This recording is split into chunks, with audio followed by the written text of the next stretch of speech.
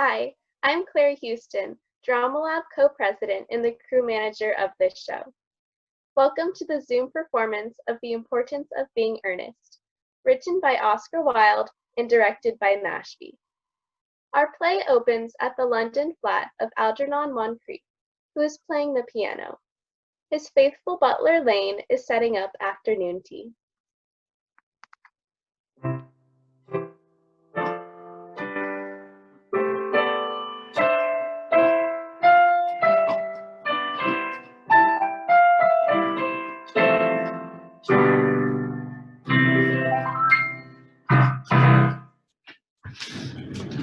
Did you hear what I was playing, Lane? I didn't think it polite to listen, sir. Oh, I'm sorry for that for your sake. I don't play accurately. Anyone can play accurately, but I play with wonderful expression. As far as the piano is concerned, sentiment is my forte. I say science for life. Yes, sir. And speaking of science for life, have you got the cucumber sandwiches for Lady Bracknell? Yes, sir. Ah, wonderful, thank you. Oh, by the way then, I noticed from your books that on Thursday, when Lord Shoreham and Mr. Worthing were dining with us, that 8 bottles of champagne were entered as having been consumed. Yes, sir. 8 bottles in a pint. Tell me then, why is it that at a bachelor's establishment the servants invariably seem to drink the champagne? I ask merely for information.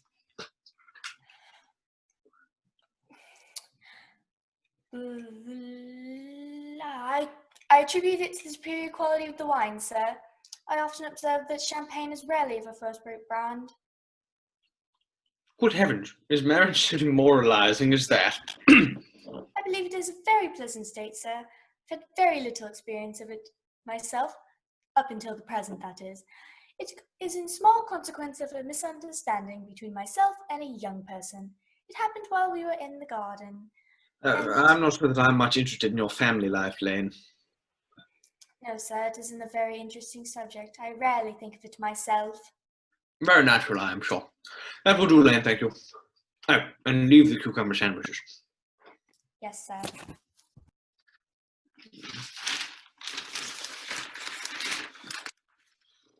Lane's view on marriage seems somewhat lax. Really, if the lower orders don't set us a good example, then what on earth is the use of them? They seem to, as a class, have no sense of moral responsibility. Mr. Ernest Worthing.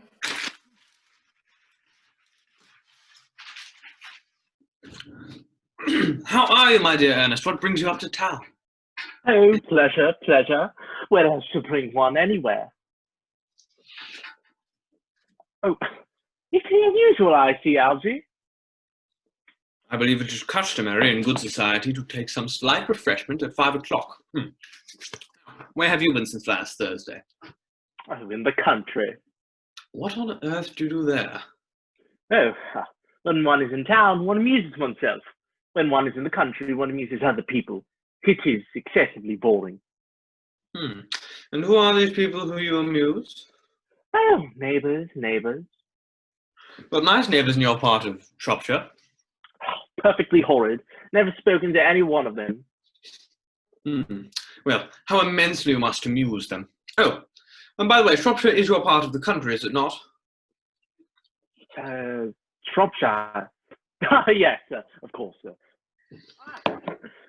Why all these cups? Why cucumber sandwiches? Why such reckless extravagance in one so young? Who's coming to tea? Amelia, Aunt Augusta and Gwendolen. How perfectly delightful. Yes, it's all well and good, but I don't think Aunt Augusta would quite approve of you being here. May I ask why? My dear boy, the way you flirt with Gwendolen is perfectly disgraceful. It's almost as bad as the way she flirts with you. I am in love with Gwendolen, and I have come up to town expressly to propose to her. Oh, Lord, I thought you said you'd come in town for pleasure.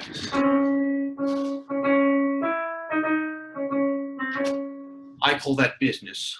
Oh, how utterly unromantic you are. I really don't see anything romantic in proposing. It is very romantic to be in love. But there is nothing romantic about a definite proposal. Why, one may be accepted, I believe one usually is.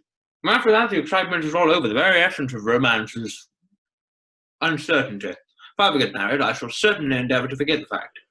Oh, I have no doubt about that, dear Algy. The divorce court was specially invented for those whose memories are so curiously constituted. Oh, there is no use speculating on the subject. Divorces are made in heaven. Hey, don't touch my cucumber sandwiches. They're ordered specially for Aunt Augusta. Well, you have been eating them all this time. That is quite a different matter. She is my aunt. You go have the bread and butter. The bread and butter's for Gwendolyn. Gwendolyn is devoted to bread and butter. Oh, and very good bread and butter it is too. You needn't eat as if you're going to eat it all. You act as if you're married to her already. You are not married to her already, and I doubt you ever will be. May I ask why? Well, first of all, girls never marry the man they flirt with. Girls don't think it right. Oh, that is nonsense. It isn't. It is a great truth. It accounts for the extraordinary number of bachelors one sees all over the place. And, well, in the second place, I don't give my consent. Your consent? My dear boy, Gwendolyn is my first cousin, and you could not imagine me consenting to marrying her until we clear up this whole question of Cecily. Cecily? What on earth do you mean? What do you mean, Algy, by Cecily? I don't know anyone with the name of Cecily. Lane, bring out the cigarette case that Mr. Worthing left here last Thursday while he was dining with us. Yes, sir. Do you mean to tell me that you had my cigarette case all this time? I wish to goodness you would have told me. I've been writing frantic letters to Scotland Yard about it. I was very nearly offering a large reward. Well, I certainly wish you would offer one. I happen to be more than usual hard up. Oh, there is no good offering a large reward now that the thing is found. I find that very mean of you, Ernest. Thank you, Lane. I must say. But it is no matter, for now that I look inside, I find that it isn't your cigarette case at all. Well, of course it's mine. You've seen me with it about 100 times. You have no right whatsoever to read whatever's written inside there. It is a very ungentlemanly thing to read a private cigarette case. Oh, it is absurd to have a hard and fast rule about what one should and should not read. Half of modern culture is dependent on what one should not read. Oh, I'm quite aware of the fact, and I don't propose to discuss modern culture with you. It isn't the sort of thing one speaks of in private.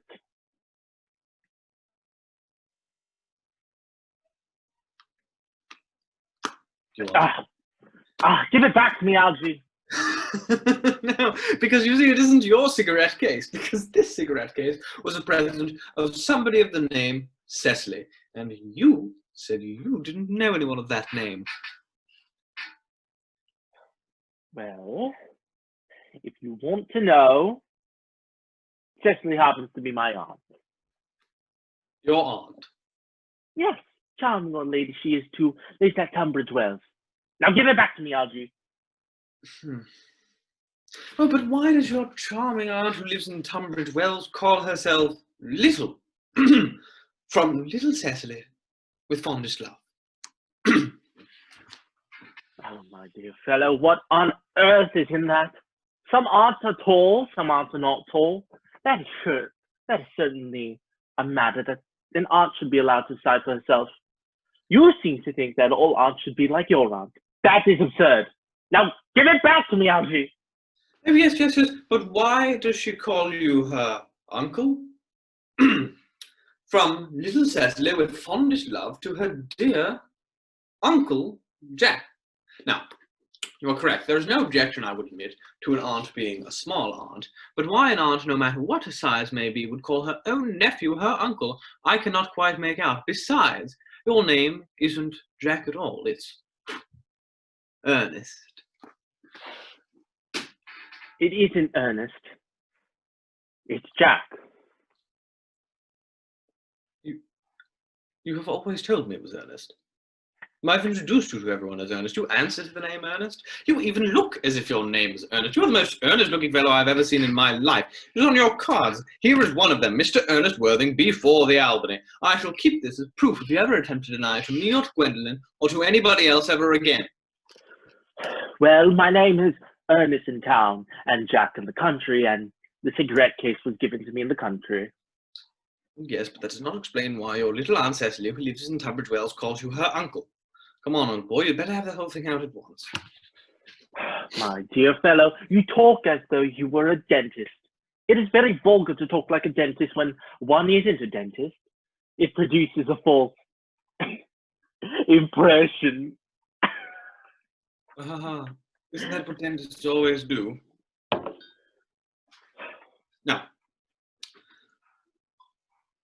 Now, produce your explanation as to why you are Ernest in town and Jack in the country. And I may mention that I've always suspected you of being a confirmed and secret Bunburyist, and I'm quite sure of it now. Well, produce my cigarette case first. Well, produce your... It is in your vest pocket. Fine. Now, produce your explanation as to why you are Ernest in town and Jack in the country, and pray make it improbable. My dear fellow, there is nothing improbable about my explanation at all. In fact, it is rather ordinary. Old Mr. Thomas Cardew, who adopted me when I was a young boy, made me in his will guardian to his granddaughter, Miss Cecily Cardew. Cecily, who addresses me as uncle, for motives of respect you cannot possibly appreciate, lives at my place in the country under the charge of her esteemed governess, Miss Prism. And where is this place in the country? Oh, that is nothing to you, dear boy. You are not going to be invited, and I may tell you candidly that the place is not in Shropshire. Oh, yes, I suspected that, my old boy. I have Bunburied all over Shropshire on 2 occasions, and I have seen no sign of you.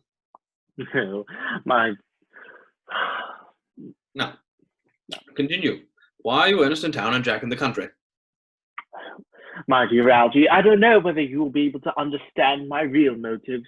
You are hardly serious enough. When one is placed in the position of guardian, one has to hold a high moral tone on all subjects. One's duty to do so. And as a high moral tone can hardly be said to conduce very much to either one's health or happiness. In order to get up to town, I have pretended to have a younger brother by the name of Earnest, who lives in the Albany and gets into the most dreadful scrapes. That, my dear Algy, is the whole truth, pure and simple. The truth is rarely ever pure and never simple. Modern life would be very tedious if it was, and modern literature almost impossible. Yeah, that wouldn't be a bad thing at all. Literary criticism is not your forte. Don't try it. Now, what you really are is a Bunburyist, pure and simple.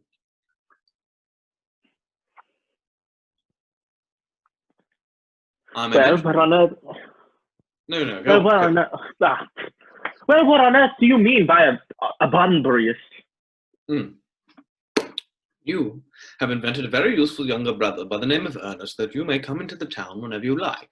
I have invented a very invaluable, permanent invalid by the name of Bunbury, so that I may go out into the country whenever I choose. Bunbury is perfectly invaluable, but if it weren't for Bunbury's extraordinarily bad health, I would not be able to dine with you at Willerton tonight, for I have been promised to dine with Aunt Augusta for more than a week. I haven't asked you to dine with me anywhere. I know. You are absurdly careless about sending invitations. It's very rude of you. Nothing annoys people more than to not be invited. You had much better dine with your Aunt Augusta. Nothing will induce me to do anything of the kind. First off, I've already dined there once this week, and once a week is perfectly often enough to experience one's own relatives. And, in the second place, I know exactly who she's going to sit me next to. She will sit me next to Mary Farquhar, and she has this insufferable habit of flirting with her husband across the table. It is not pleasant, indeed it is not even decent, and there's a lot of that going about nowadays. The amount of women in London who feel perfectly fine flirting with their husbands in public is scandalous. It looks so bad. It's just people airing their clean linens in public. Ugh. And besides, now that I know that you're a Bunburyist, I naturally want to talk with you about Bunbury. I need to tell you all of the rules. Not a Bunburyist at all. If Gwendolyn accepts me, I'm going to kill Ernest. Indeed, I think I would kill him in any case.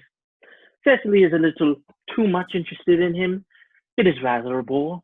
So I'm going to get rid of Ernest, and I highly advise you do the same with your Mr. Blue Blue... With your invalid friend who has the absurd name. Nothing will induce me to part with Bunbury. And if you ever get married, which I find extremely problematic, I recommend that you get to know Bunbury too. Any man who gets married without knowing Bunbury has a very tedious time of it. Oh, that is nonsense. If I marry a charming girl like Gwendolyn, and she is the only girl I ever saw that I would marry, I certainly won't want to know Bunbury. Well, then your wife will. You don't seem to understand that in marriage, 3 is company and 2 is none. Oh, is that cynical? It's perfectly easy to be cynical. It isn't easy to be anything nowadays, and there's a ghastly amount of competition about. Ding dong! Oh, that must be Aunt Augusta and Gwendolyn. Only relatives and creditors ring in that obnoxious manner. Now, if I get Aunt Augusta away from you for 5 minutes so that you can propose to Gwendolyn, do you promise to let me dine with you at Willis's today? I suppose so, if you want to. I do, but you must take things seriously. I hate people who are never serious about meals. It is so shallow of them.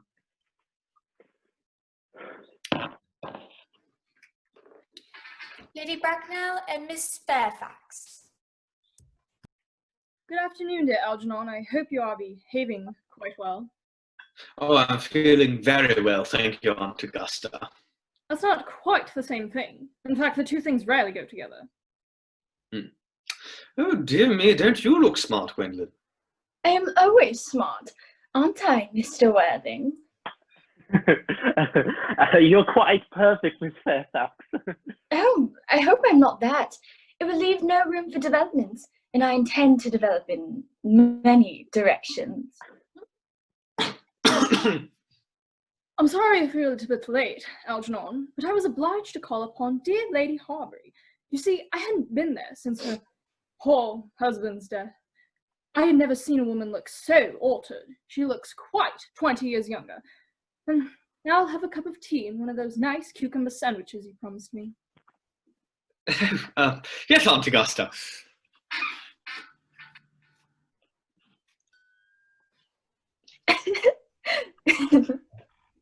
Would you come and sit here, Gwendolyn? Thank you, Mamma. I'm quite comfortable where I am.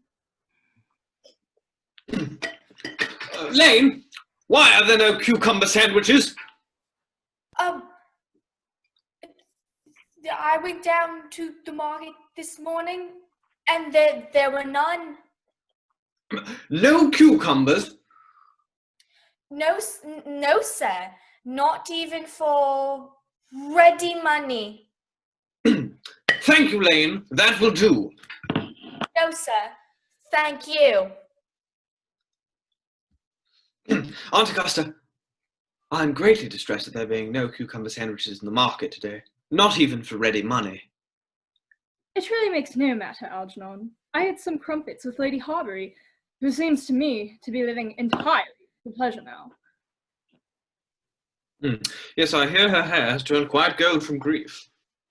It certainly has changed its colour. From what cause, I, of course, cannot say. Here you are. Thank you. I've quite a treat for you tonight, Algernon. I'm going to send you down with Mary Farquhar. She is such a nice woman, and so attentive to her husband. It's delightful to watch them. Well, I'm afraid, Aunt Augusta, I must skip the pleasure of dining with you this evening. I hope not, Algernon. It would put my table completely out. Your uncle would have to dine upstairs. Fortunately, he is accustomed to that. Well, I shouldn't have to mention that it is a great bore and, needless to say, an immense disappointment to me. But I've just had a telegram telling me that my dear friend, Bunbury, has taken ill, and they seem to think that I should be with him. It is very strange. This Mr. Bunbury seems to suffer from curiously bad health. Oh yes, poor Bunbury is a dreadful invalid. Well, I must say, Algernon, that I believe it is high time that Mr. Bunbury decide whether he was going to live or to die. This shilly-shallying with the question is absurd. Nor do I in any way approve of the modern sympathy with invalids. I consider it morbid. Illness of any kind is not a thing to be encouraged in others. Health is the primary duty of life. I am always telling this to your poor uncle, but he never seems to take much notice as far as any improvements in his ailments goes. I should be much obliged if you would ask Mr. Bunbury for me to be kind enough not to have a relapse on Saturday, for I rely on you to arrange my music for me. It is my last reception, and one wants something that encourages conversation, particularly at the end of the season when practically everyone has said whatever they were going to say, which, in most cases, was probably not much. Well, I will speak to Bunbury after Augusta, well, if he is still conscious. But I think I can promise that he'll be all right by Saturday. Now, as for the music, there's a great difficulty. You see, if one plays good music, people don't listen. One plays bad music, people don't talk. So, I've drawn up some plans, and I could go over them if you would follow me into the other room. Thank you, Algernon. It is very thoughtful of you. Gwendolyn, you will accompany me. Certainly, Mamma. Charming day it has been, Miss Fairfax. Pray, don't talk to me about the weather, Mr. Worthing. Whenever people talk to me about the weather, I always feel quite certain that they mean something else. And that makes me so nervous. Well, but I do mean something else. I thought so. In fact, I'm never wrong. And I would like to take advantage of Lady Bracknell's temporary absence. I would certainly advise you to do so. Mamma has a way of coming back suddenly into a room that I've often had to speak to her about.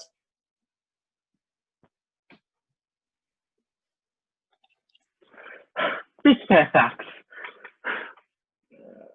ever since I met you, I have admired you more than any other girl that I've met since I've met you. Yes, I'm quite aware of the fact, and I wish that in public, at any rate, you had been more demonstrative. For me, you have always had an irresistible fascination.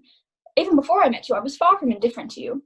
We live, as I hope you know, Mr. Worthing, in an age of ideals. The fact is constantly mentioned in the more expensive monthly magazines, and has even reached the provincial pulpits, I am told. And my ideal has always been to love someone of the name of Earnest. There is something in that name that inspires absolute confidence. The moment Algernon first mentioned to me that he had a friend called Earnest, I knew I was destined to love you. You really love me, Gwendolyn. Passionately. Oh, darling, you don't know how happy you've made me. My own Earnest. But you don't really mean to say that you couldn't love me if my name wasn't Earnest. Oh, that is clearly a metaphysical speculation, and like most metaphysical speculations, has very little reference at all to the actual facts of real life as we know them.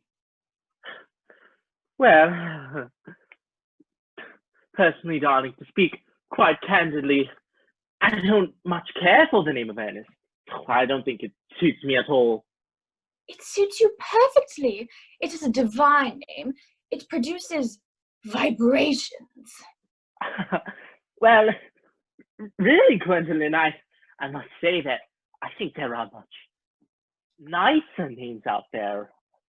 I think Jack, a charming name. Jack? No, there's very little music in the name Jack. If any at all, indeed. It does not thrill. It produces absolutely no vibrations. I have known several Jacks, and they all, without exception, were more than usually plain. Besides, Jack is a notorious domesticity for John, and I pity any woman who is married to a man called John. She has probably never been allowed to know the entrancing pleasure of a single moment's solitude. The only really safe name is Earnest. Gwendolyn, I must get twisted. I must get married at once. We must get married at once. There's no time to be lost. Married, Mr. Worthing? You know that you have led me to believe, Miss Fairfax, that you don't feel absolutely indifferent to me. I adore you, but you haven't proposed to me yet. Nothing has been said at all about marriage. The subject has not even been touched on. Well, may I propose to you now? I think it would be an admirable opportunity. And to spare you any possible disappointment, I think it only fair to tell you quite frankly beforehand that I'm fully determined to accept you. Gwendolyn! Yes, Mr. Worthing, what have you got to say to me? Well, you know what I've got to say to you. Yes, but you don't say it. Okay. Gwendolyn, will you marry me? Of course I will, darling. How long have you been about it? I'm afraid you've had very little experience in how to propose. My own one. I've never loved anyone but you. Yes, but men often propose for practice. I know my brother Gerald does. All my friends tell me so. Oh, what wonderfully blue eyes you have, Ernest. They are quite blue. I hope you will always look at me, just like that, especially when there are other people present. Enter Lady Bracknell. Mr. Worthing, rise, sir, from this semi-recumbent posture. It is most indecorous. Mamma! I must beg you to retire. This is no place for you. Besides, Mr. Worthing has not quite finished yet. Finished what, may I ask? Mr. Worthing and I are engaged to be married, Mamma. Pardon me, you are not engaged to anyone. When you do become engaged, I or your father, should his health permit him, will inform you of the fact. An engagement should come upon a young girl as a surprise, pleasant or unpleasant as the case may be. It is hardly a matter that you could be allowed to arrange for yourself. And now I have a few questions to put to you, Mr. Worthing. While I am making these inquiries, you, Gwendolyn, will wait for me below, in the carriage. But, Mamma... In the carriage, Gwendolyn.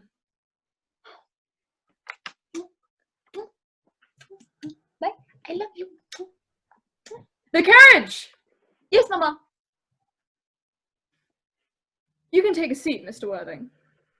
Thank you, Lady Bracknell. I prefer standing. I feel bound to tell you that you are not on my list of eligible young men, although I have the same list as the dear Duchess of Bolton has. We work together, in fact. However, I'm quite ready to enter your name should your answers be what a really affectionate mother requires. Do you smoke? Yes, Lady Bracknell, I admit I smoke. I'm pleased to hear it. A man should always have an occupation of some kind. There are far too many idle men in London as it is. How old are you? 29. A very good age to be married at.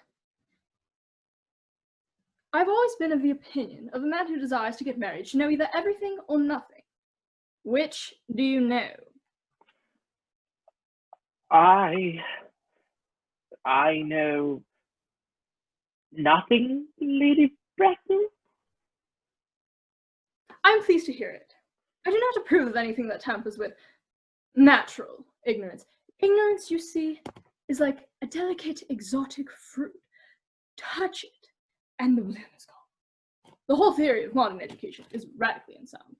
Fortunately, in England at any rate, education produces no effect whatsoever. If it did, it would prove a serious danger to the upper classes, and would lead to acts of violence in Grosvenor Square. What is your income?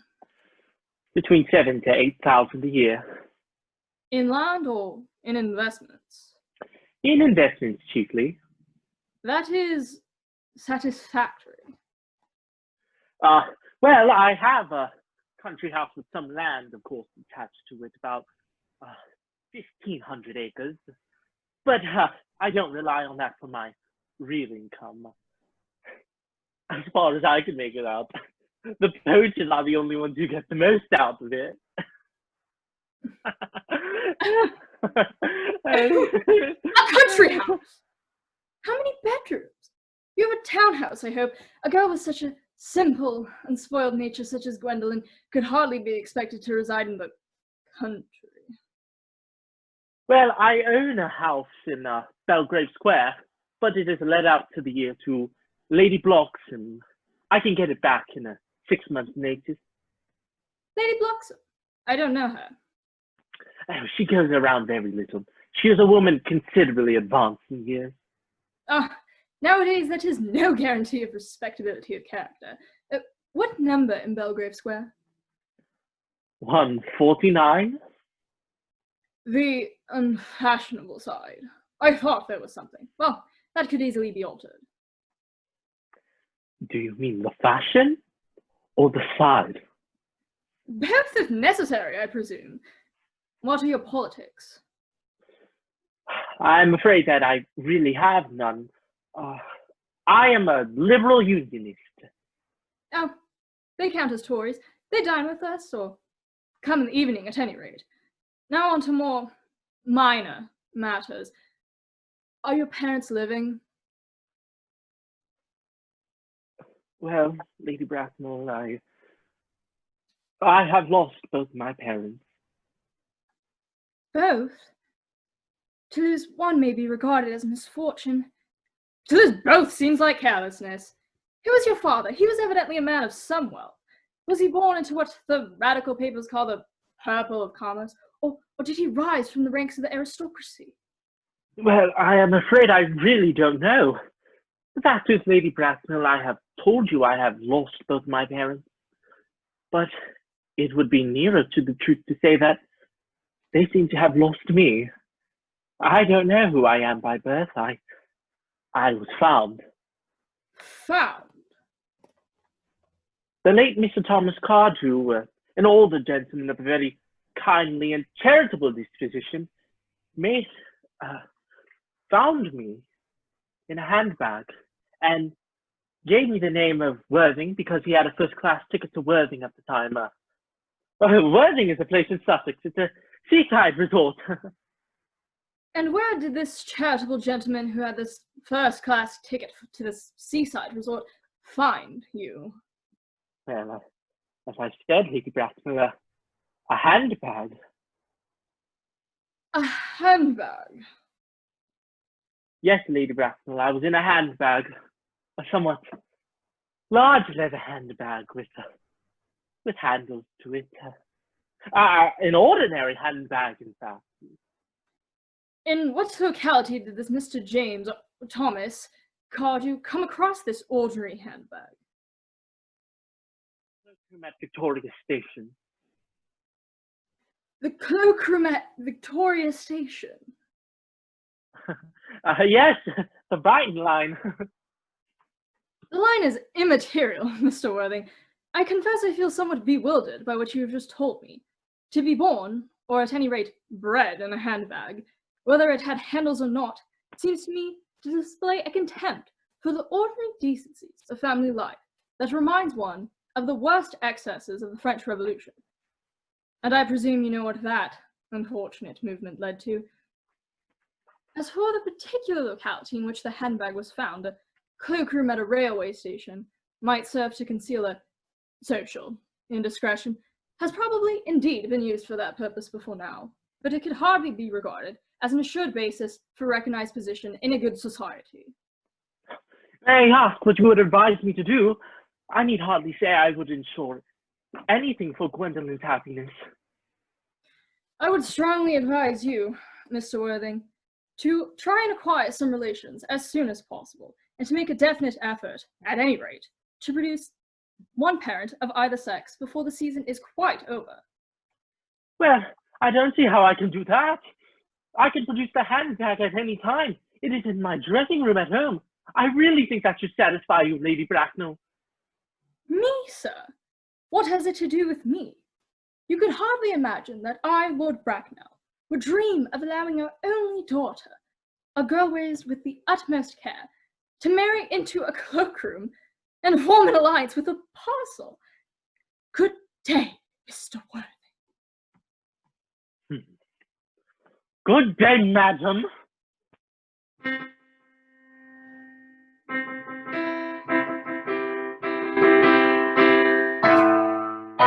can't you stop playing that ghastly tune?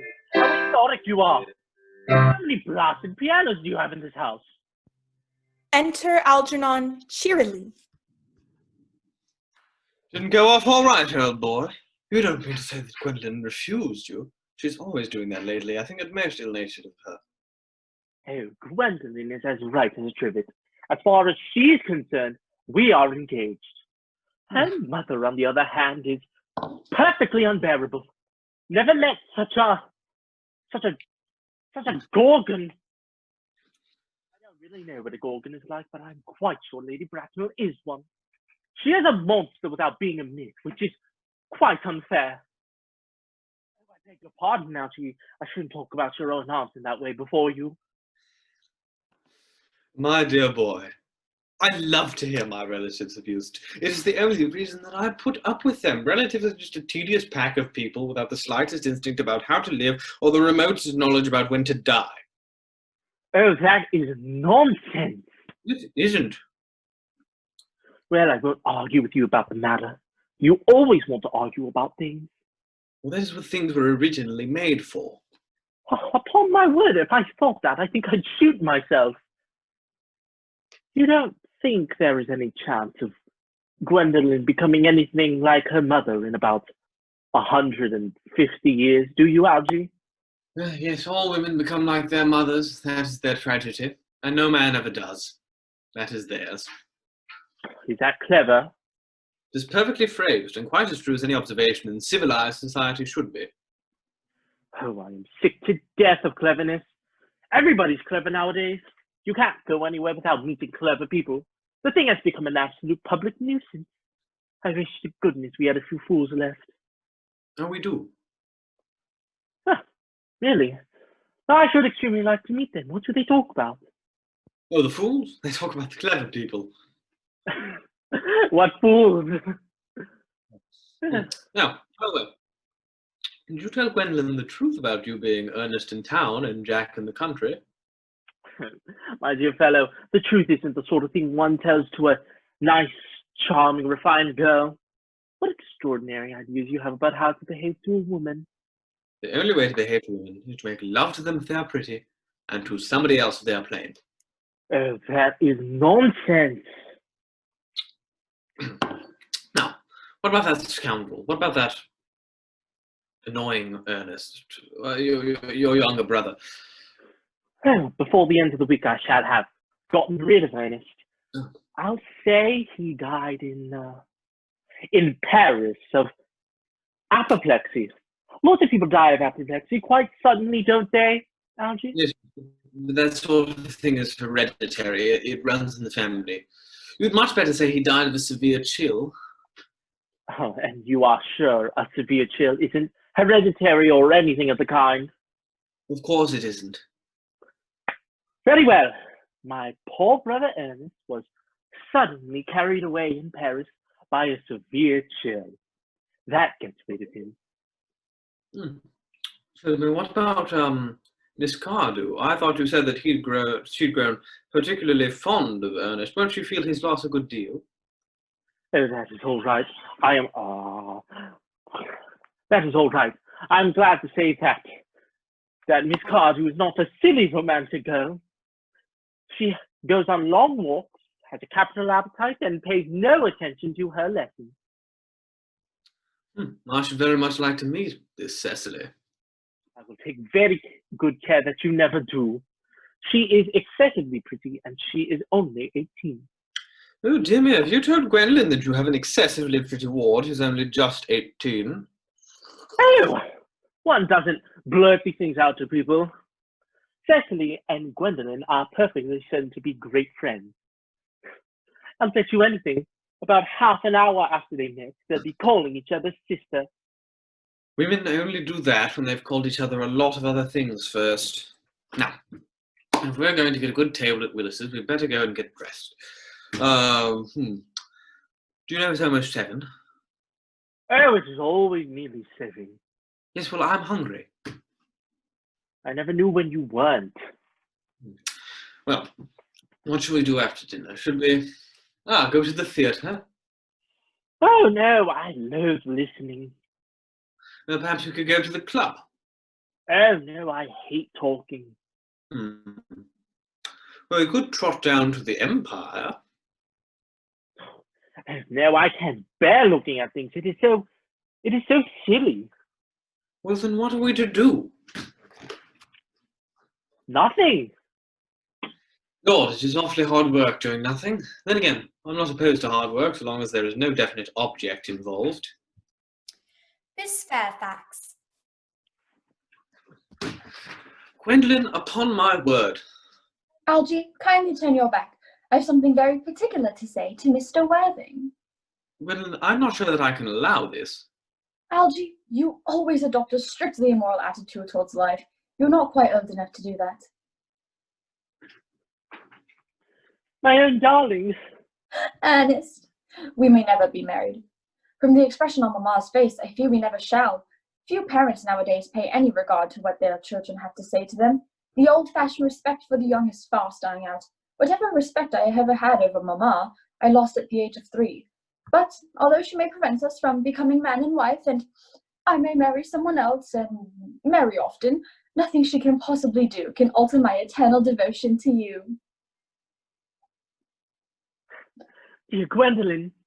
The story of your romantic origin, as related to me by Mamma with unpleasing comments, has naturally stirred the deeper fibres of my nature. Your Christian name has an irresistible fascination. The simplicity of your character is extremely incomprehensible to me. Your town address in the Albany I have. What is your address in the country? The Manor House, Wilton, Hertfordshire. There is good postal service, I suppose. It may be necessary to do something desperate. That, of course, would require your serious consideration. I will communicate with you daily. My own one. How long do you remain in town? Till Monday. Good. Algie, you may turn round now. Oh yes, I've already done that, thank you. You may also ring the bell. Yes, I may also ring the bell. You will let me see you to your carriage now, my own one? Certainly.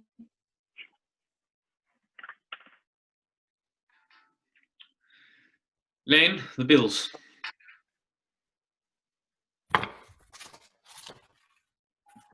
Thank you, Lane.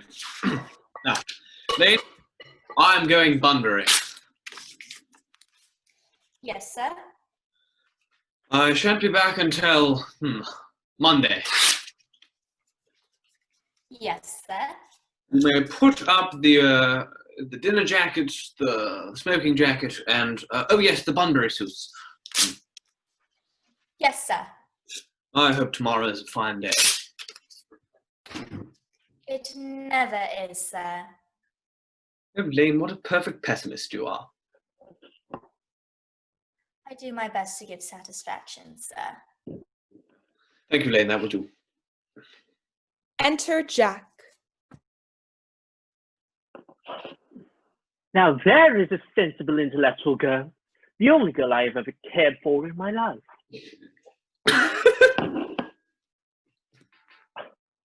Oh, now what are you so amused at? Me? Nothing. Nothing. I'm just a little worried about Bunbury. Oh, if you don't take good care of Bunbury, he will get you in a serious scrape someday. I love scrapes. They're the only things that are never serious. Oh, that is nonsense, Algie. You're always talking nonsense. That is all anybody ever does. End of Act 1.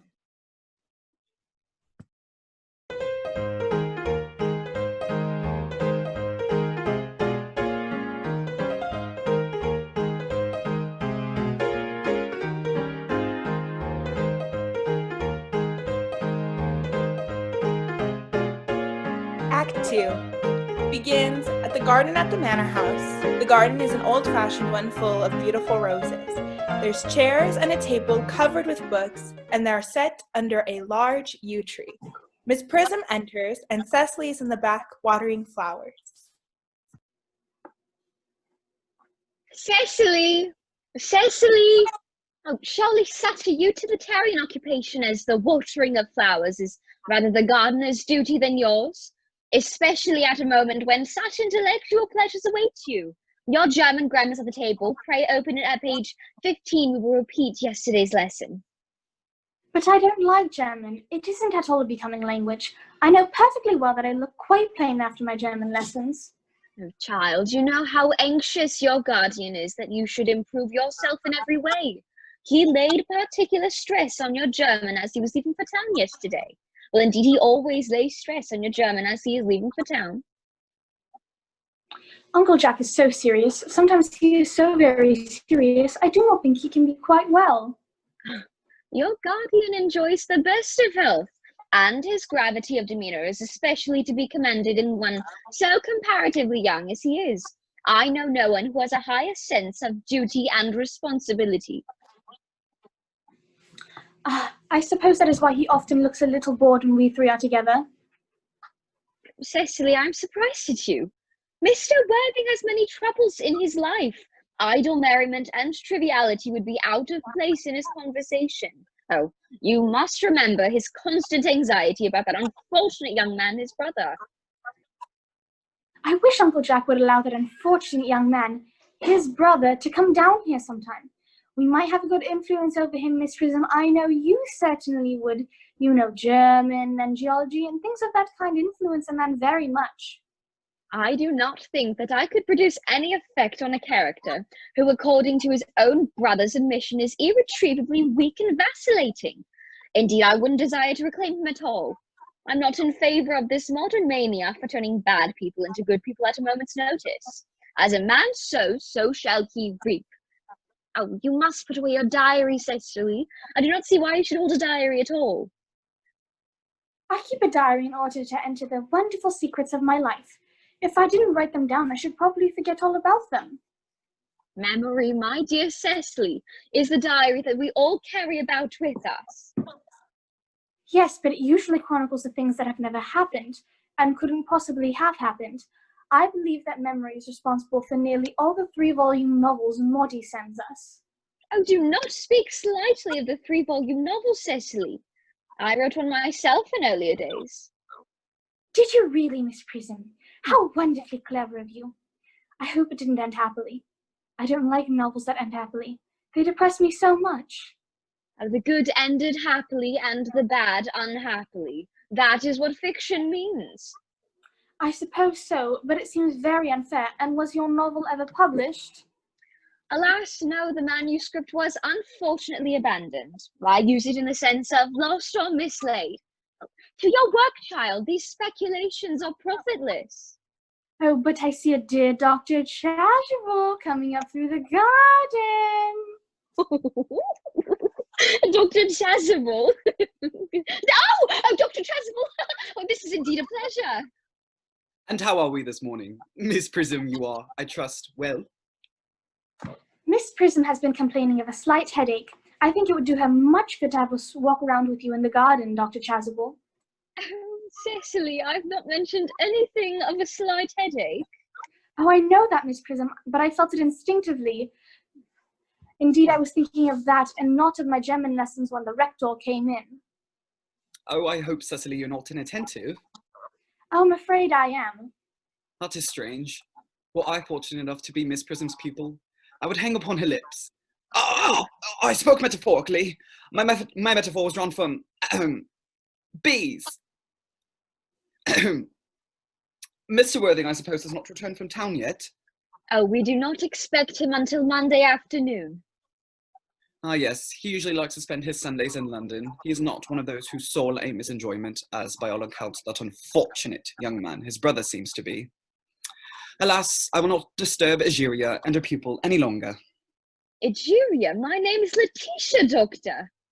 A classical allusion, merely, drawn from mythology. I shall see you both, no doubt, at evensong. Oh, I think, dear Doctor, I will take a stroll with you. Well, I find I have a slight headache after all, and a walk might do it good. Oh, with pleasure, Miss Prism, with pleasure. We might go as far as the schools and back.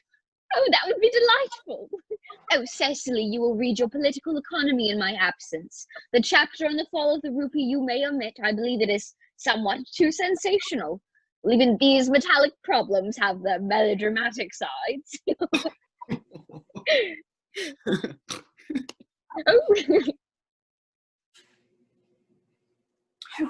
Horrid political economy, horrid geography, horrid German. Mr. Ernest Worthing has just driven over from the station. He's brought his luggage with him. Mr. Ernest Worthing, 4B, the Albany W. Uncle Jack's brother. Did you tell him Mr. Worthing was in town? Yes, he seemed very much disappointed. I told him that you and Miss Prism were in the garden. He seemed anxious to speak to you privately. Send him in. I suppose you had better talk to the housekeeper about a room for him. Yes, miss. I've never met a truly wicked person before. I feel rather frightened. I'm so afraid he'll just look just like everybody else. Enter Algernon, very gay and debonair. He does. You are my little cousin Cecily, I am sure. You are under some grave misunderstanding. I am not little. In fact, I am more than usually tall for my age. But I am your cousin Cecily. You, I see from your card, are my Uncle Jack's brother, my cousin Ernest, my wicked cousin Ernest. Oh, you mustn't think that I am wicked, Cecily. I am not wicked. If you are not, then you certainly have been, deceiving us for a very long time, pretending to be wicked but actually being good. I hope you have not been leading a double life. That would be hypocrisy. Oh, well, I suppose I have been rather reckless. I'm glad to hear it. In fact, now that you mention it, I have been rather bad in my own small way. I don't think that you should be proud of that, but I'm sure that it must have been very enjoyable. Oh, it is much pleasanter being here with you. I can't understand how you are here at all. Uncle Jack won't be back till Monday. Oh, well, that is a great disappointment, I must say. I unfortunately need to be back on the first train Monday morning. I have a business appointment in London that I'm anxious to miss. Couldn't you miss it anywhere but in London? Oh, no, the appointment is in London. Oh, well, I know how important it is to not keep a business engagement if anyone wants to retain any sense of beauty in life. But I still think that you should wait for Uncle Jack. I know that he'll want to talk to you about your immigrating. About my what? You're immigrating. He's gone up to buy you your outfit. Oh, well, I certainly wouldn't trust Jack to buy my outfit. He has absolutely no taste in neckties at all. I don't think that you'll be requiring neckties. Uncle Jack is sending you to Australia. Australia? I would sooner die. Well, he was telling us at dinner Wednesday afternoon that you would have to choose between this world, the next world, and Australia. Well, the accounts that I've heard of the next world and Australia are both not particularly encouraging. This world is good enough for me, Cousin Cecily. Yes, but are you good enough for it? Decidedly not.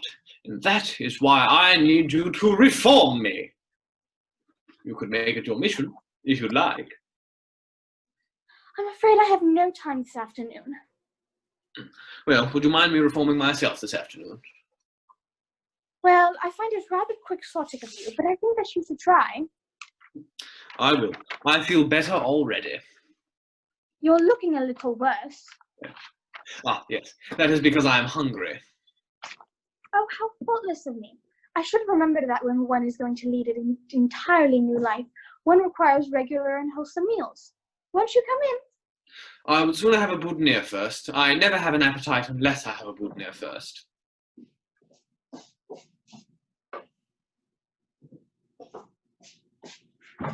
A yellow rose? No, I would sooner have a pink one. Oh, why? Because you are like a pink rose, Cousin Cecily. Well, I don't think you should be saying such things. Miss Prism never says them. Well, that is because Miss Prism is a short-sighted old lady, and you are the prettiest girl that I have ever seen. Miss Prism says that all looks are a snare. A snare that any sensible man would like to be caught in. Oh, I shouldn't like to catch a sensible man. I wouldn't know what to talk to him about. They pass into the house. Miss Prism and Dr. Chasuble return.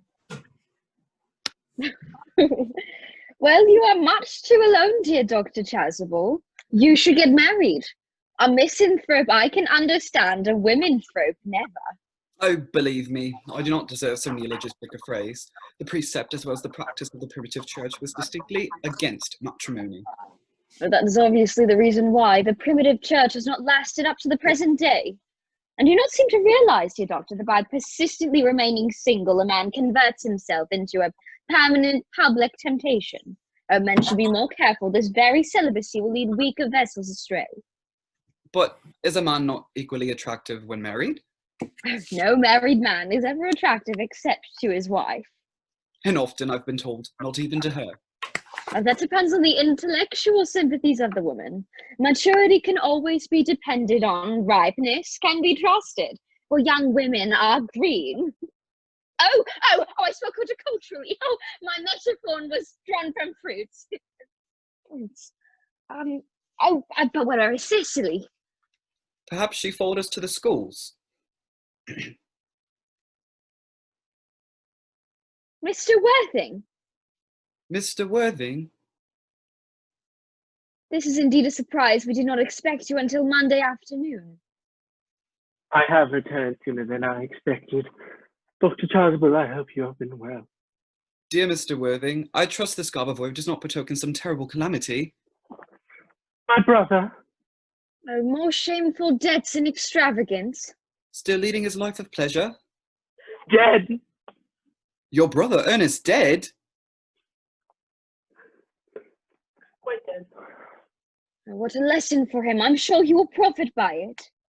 Oh, Mr. Worthing, I offer you my sincere condolence. You have at least the consolation of knowing that you are always the most generous and forgiving of brothers. Poor Ernest. He had many faults, but it is a sad, sad blow. Very sad indeed. Were you with him at the end? No. He died in Paris. I had a telegram last night from the manager of the Grand Hotel. Was the cause of death mentioned? It seems a severe chill.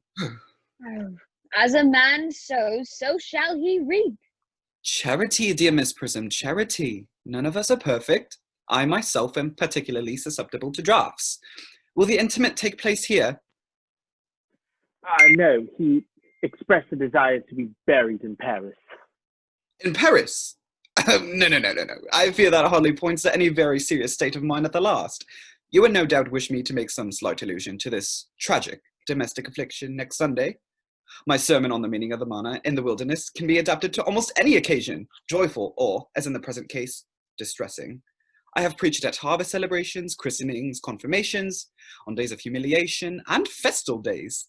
The last time I delivered it was on the cathedral as a charity sermon on behalf of the Society for the Prevention of Discontent among the Upper Orders. The bishop, who was present, was much struck by some of the analogies I drew. That reminds me, you mentioned, I think, Dr. Chasuble. I hope you know how to christen all right. I mean, you are continually christening, aren't you? It is, I regret to say, one of the rector's most constant duties in the parish. I've often spoken about it to the poorer classes, but they do not seem to know what thrift is. But is there any particular infant in whom you are interested, Mr. Worthing? Your brother was, I believe, unmarried. Was he not? Yes, he was. Most men who live entirely for pleasure usually are. But it is not for any child, dear doctor. I am very fond of children. No, I would like to be christened myself this afternoon if you have nothing better to do. Oh, but surely, Mr. Worthing, you've been christened already. I don't remember anything about it. Do you have any grave doubts on the subject? Well, I certainly intend to have. Of course, I don't know whether the thing would bother you in any way, or if you think I'm a little too old. Oh, no, not at all. The sprinkling and indeed the immersion of adults is a perfectly canonical practice. At what hour would you wish the ceremony to be performed?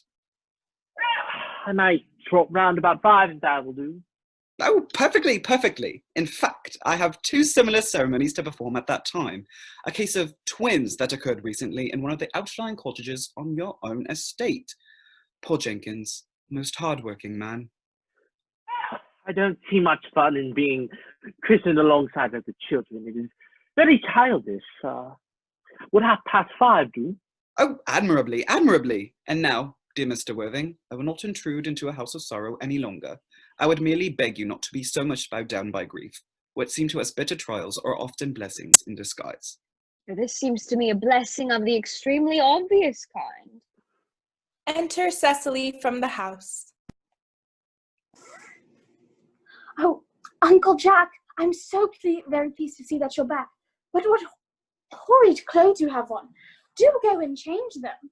Oh, Cecily! My child! What's wrong? Uncle Jack, you look as if you've had a toothache. And I have the best surprise for you. Guess who is in the kitchen? Your brother. Who? Your brother Ernest. He arrived a half an hour ago. What nonsense! I haven't got a brother. Oh, don't say that. No matter how badly he may have behaved to you in the past, he's still your brother. I'll go and fetch him for you. And you'll shake his hand, won't you? She runs back into the house. Oh, these are very joyful tidings.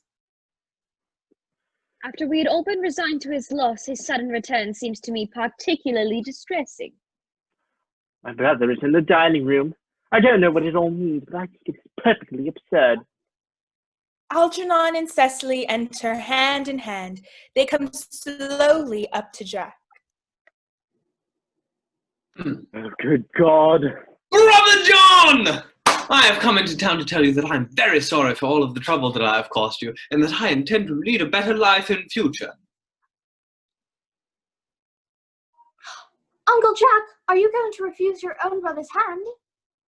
Nothing will induce me to take his hand. His coming down here is perfectly disgraceful, and he knows perfectly well why. Oh, don't say that. No matter how badly he may have behaved to you in the past, he's still your brother. And he's been telling me about his poor invalid friend, Mr. Bunbury, who he goes to visit up in London so often. And surely there must be some good in a person who leaves the pressures of London to go sit by a bed of pain. Oh, he's been talking to you about Bunbury, has he? Yes, he's been telling me about his poor invalid friend, Mr. Bunbury. Bunbury! Well, I won't have him talk to you about Bunbury or anything else. It is enough to drive one perfectly frantic. Of course, I will admit the faults were all on my side, but I must say that Brother John's coldness is of particular pain to me. I expected a much warmer welcome, especially seeing as it is my first time visiting. Uncle Jack, if you do not shake Ernest's hand, I will never forgive you. Never forgive me? Never, never, never.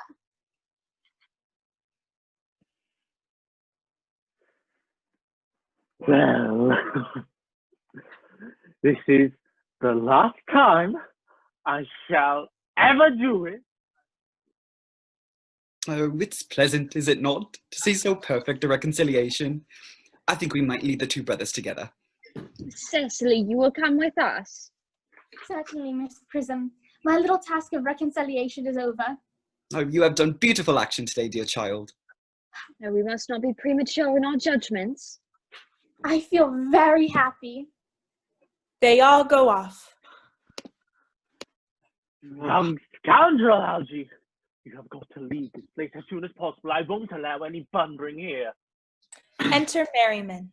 Put Mr. Ernest's things in the room next to yours, sir. I suppose that is all right. What? His luggage. 3 steamer trunks, a Potimer bag, and a luncheon basket full of cucumber sandwiches. Merriman, order the dog cart at once. Mr. Earnest has been suddenly called back to town. Yes, sir. What a fearful liar you are, Jack. I have not been called back to town at all. Yes, you have. Really? I don't hear anyone calling. Your duty as a gentleman calls you back. You know, my duty as a gentleman has never interfered with my pleasure once in my life. Well, I can quite understand that. By the way, that Cecily is a darling. You are not to talk of Miss Cardew in that way. I don't like it. Well, I don't like your clothes. You look perfectly ridiculous in them. And what the hell is that around your neck? Why don't you go up and change? It is perfectly absurd to be in deep mourning for somebody who's actually staying a whole week in your house as your guest. I would call it grotesque. You are certainly not staying in my house for a whole week as a guest or anything else. You have got to leave by the 4:05 train. Well, I certainly wouldn't leave you while you are in mourning. That would be most unfriendly of me. I don't think that you would leave me if I were in mourning. I should think it unkind of you if you did. Well, will you go if I change my clothes? Yes, if you don't take too long. I've never seen somebody take so long to dress with so little result.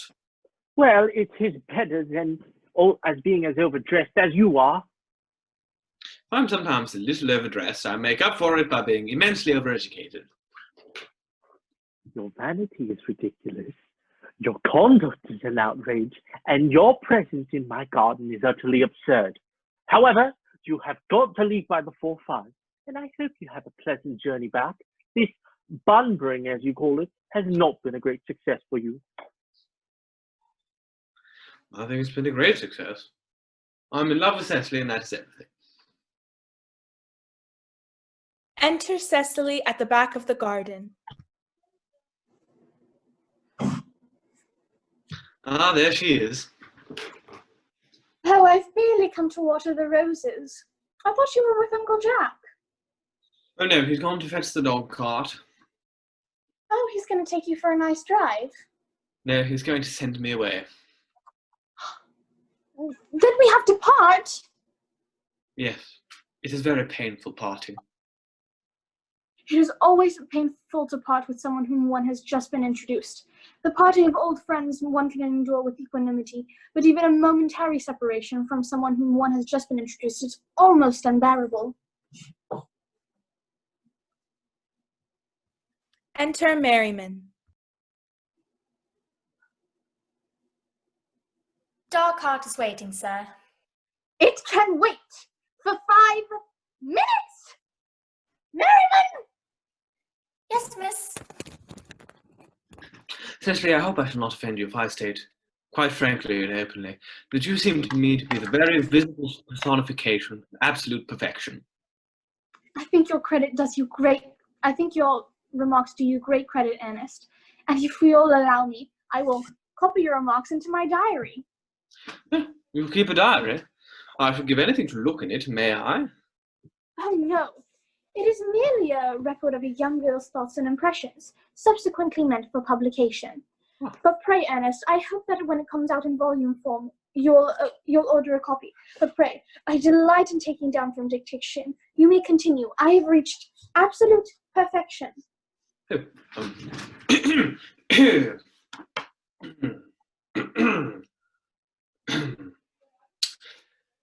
Cecily, ever since I first looked upon your wonderful and incomparable beauty, I have dared to love you wildly, passionately, devotedly, hopelessly. I don't think you should say that you love me wildly, passionately, devotedly, hopelessly. Hopelessly doesn't seem to make much sense, does it? Cecily.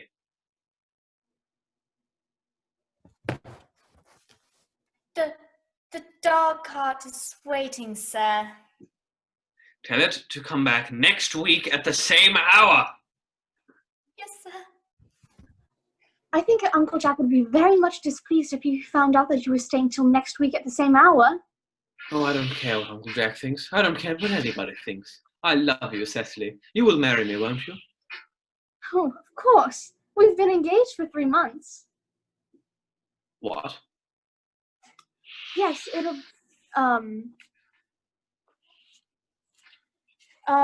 be exactly 3 months on Thursday. But how did we become engaged? Oh, well, ever since Uncle Jack told us he had a younger brother who was very very wicked and bad, you, of course, have formed the chief topic of conversation between myself and Miss Prism, and everyone knows that a man who is much talked about is always very attractive. One might say that there's something in him. And when was the engagement settled? Well, on the 14th of February last, worn out by your entire ignorance of my existence. I determined to end the matter one way or another, but then I decided to accept you on this very park bench. The next day, I bought this little trinket in your name. Oh, did I get you this? It is very pretty, isn't it? Yes, you wonderful good taste, Ernest. It is always the excuse that I've given you for you leading such a bad life. And this is the box in which I keep all your letters. But my dear sweet Cecily, I haven't written you any letters. I know that. You needn't remind me. I was forced to write your letters for you. I wrote 3 times a week and sometimes oftener. The last 3 you sent me before I broke off our engagement are so beautiful and so badly spelled that I can hardly read them without crying a little. But wait, was our engagement ever broken off?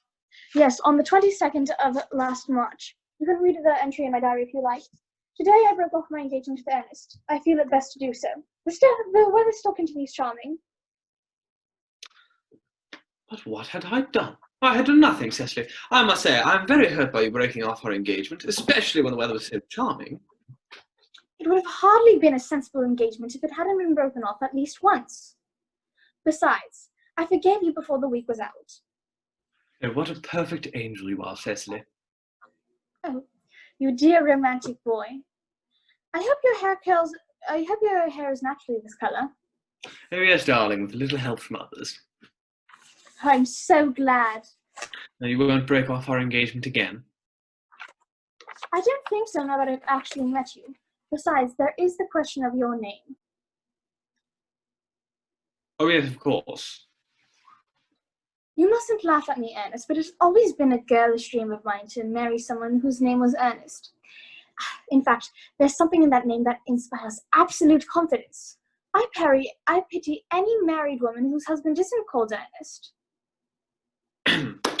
But, my dear sweet Cecily, you don't mean to say that you couldn't love me if my name wasn't Earnest? Oh, but what name? Oh, any old name. Algernon, for instance. Oh, Algernon, but I don't like the name Algernon. But, my dearest, sweet Cecily, I don't see why you should find any problem with the name Algernon. This is a very aristocratic name. Half the chaps who end up in bankruptcy court are called Algernon. Ernest, I might respect you. I might even admire your character, but I do not feel that I could give you my complete attention. Cecily, I must be christened at once. I must speak with the rector here. Oh? Yes. Your rector here, he is educated in all of the practices and rites of the church, is he not? Oh yes, Dr. Chasuble is a most learned man. He hasn't written a single book, so you can imagine how much he knows. Wonderful. Speak to him at once on a most important christening. I mean on most important business. Oh? I shan't be gone for more than 30 minutes. Considering that we've been engaged for the last 3 months and that we've only just met, I think it's rather cruel that you leave me for 30 minutes. Couldn't you make it 20? I shall be back in no time, Cecily. What an impetuous boy. I do like his hair. I shall write his proposal into my diary. Enter Merriman. A Miss Fairfax has just called to see Mr. Worthing. Isn't Mr. Worthing in his office? Yes, I believe I saw him go down in the direction of the rectory some time ago.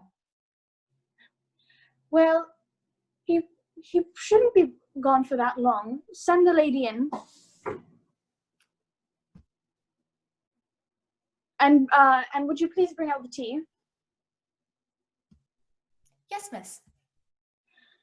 Miss Fairfax, one of the elderly ladies who works with Uncle Jack in his philanthropic work. I don't like women who work in philanthropic work. I find it so forward of them. Miss Fairfax. Pray let me introduce myself. My name's Cecily Cardew. Cecily Cardew? What a very sweet name. Something tells me that we are going to be great friends. I like you more than I can say. My first impressions of people are never wrong. How nice of you to like me after a comparatively short time. Pray, sit down. I may call you Cecily, may I not? If you wish. And you will always call me Gwendolen, won't you? Of course. Then that is all quite settled, is it not? I hope so. Perhaps this might be a favourable opportunity for my mentioning who I am. My father's Lord Bracknell. You have never heard of Papa, I suppose. I don't think so.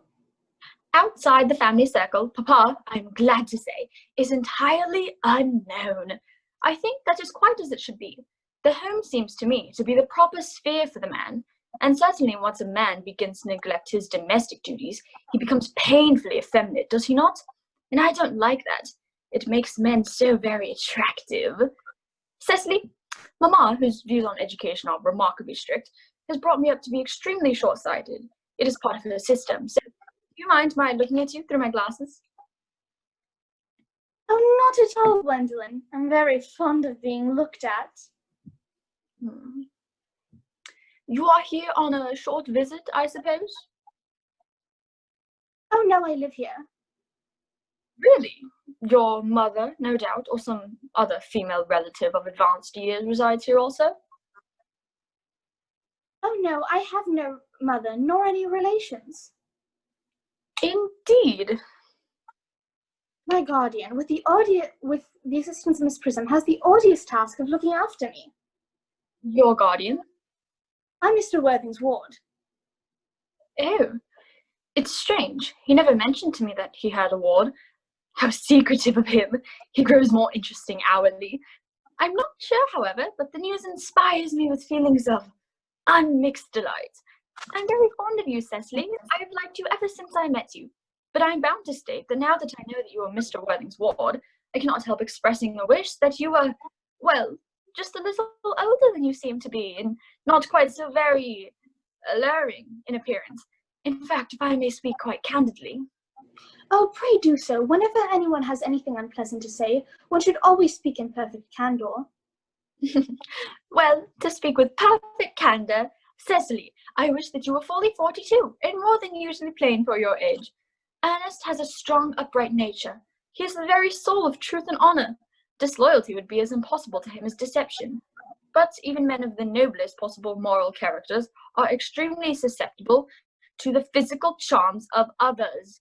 Modern, as well as ancient history, has supplied us with many of the most painful examples of what I refer to. If it were not so, history would be quite unreadable. I beg your pardon, Gwendolyn, but did you say Ernest? Yes. Oh, but it is not Ernest Worthing who is my guardian. It's his brother, his elder brother. Ernest never mentioned to me that he had a brother. I'm sorry to say that they have not been on good terms for a very long time. Oh, that accounts for it. And now that I think of it, I have never heard any man mention his brother. The subject seems distasteful to most men. Cecily, you have lifted a load from my mind. I was growing almost anxious. It would have been terrible if a cloud had come over a friendship like ours, would it not? However, you are quite sure that it is not Mr. Earnest Worthing who is your guardian? Quite sure. In fact, I'm going to be his. I beg your pardon? I shouldn't keep this a secret to you, Gwendolyn. Our little county newspaper is sure to chronicle the event in next week's newspaper. Mr. Ernest Worthing and I are engaged to be married. My darling Cecily, I think there must be some slight error. Mr. Earnest Worthing is engaged to me. The announcement will appear in the Morning Post on Saturday at the latest. No, Ernest proposed to me exactly 5 minutes ago. I'm sure you're under some grave misunderstanding. It is certainly very curious, for he asked me to be his wife yesterday afternoon at 5:30. If you wish to verify the incident, pray do so. I never travel without my diary. One should always have something sensational to read on the train. Oh, indeed. I'm sorry, dear Cecily, if it is any disappointment to you, but I'm afraid I have the prior claim. It would distress me greatly if it caused you any mental or physical anguish, but it seems to me that since Ernest proposed to you, he has clearly changed his mind. If the poor fellow has been entrapped into any foolish promise, I shall consider it my duty to rescue him at once, and with a firm hand. Whatever unfortunate entanglement my dear boy might have gotten himself into, I shall never reproach him about it until after we are married. Do you allude to me, Miss Cardew? as an entanglement? You are presumptuous. On an occasion of this kind, it becomes more than a moral duty to speak one's mind. It becomes a pleasure. Do you mean to accuse me of entrapping Ernest into an engagement? How dare you? Now is not the time of wearing thin masks. When I see a spade, I call a spade. I'm glad to say I have never seen a spade. I don't play cards. It's distasteful. Enter Merriman obvious. with a tray of tea and cakes. Why, you little... Shall I lay the tea down here, as usual? Yes, as usual. Are there many interesting walks in the vicinity, Miss Cardew? Oh yes, from the top of Wen Hills, one can see 5 counties. 5 counties? I don't think I should like that. I hate crowds. I suppose that is why you live in the city? Oh, quite a well-kept garden this is, Miss Cardew. I'm so glad you like it, Miss Fairfax. I had no idea there were any flowers in the country. Oh yes, flowers are as common here as people are in London. Personally, I cannot understand how anybody manages to exist in the country. If anybody who is anybody does, the country always bores me to death. I suppose that is what they call agricultural depression, is it not? I believe it is almost a pandemic amongst the aristocracy nowadays. Would you like some tea, Miss Fairfax? Thank you. Detestable girl, but I require tea. Would you like sugar? No, thank you. Sugar is not fashionable anymore. Cecily looks angrily at her, takes up the tongs, and puts 4 lumps of sugar in the cup.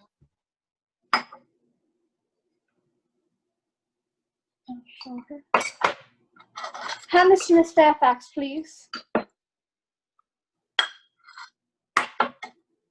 Would you like some cake or tea cake or bread and butter, Miss Fairfax?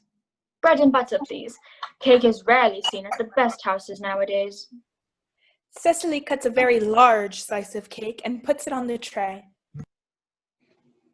Hand this to Miss Fairfax, please.